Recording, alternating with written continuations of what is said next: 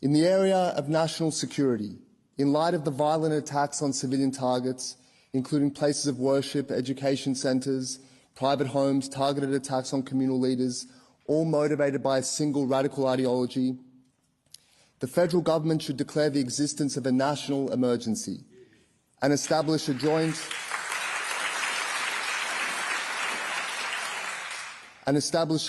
counter-terrorism task force led by a single minister to coordinate and mobilise all relevant agencies in the fight against anti-Semitic terror before we have a major terror attack in this country.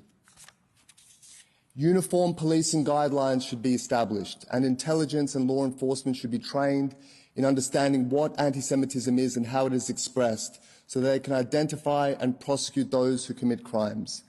This training can then be extended to the legal and health professions and others as necessary.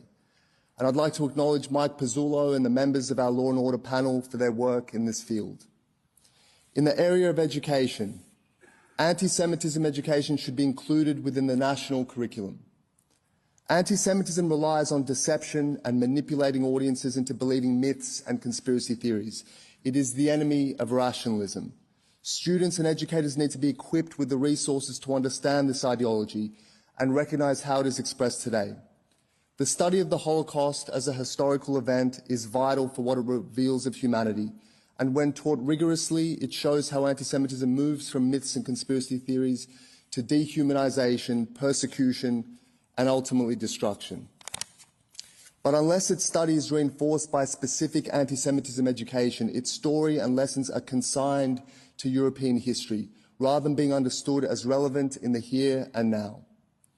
And this should be backed by a public awareness and advertising campaign to debunk the ideology of anti-Semitism and undermine its appeal, particularly directed at young audiences.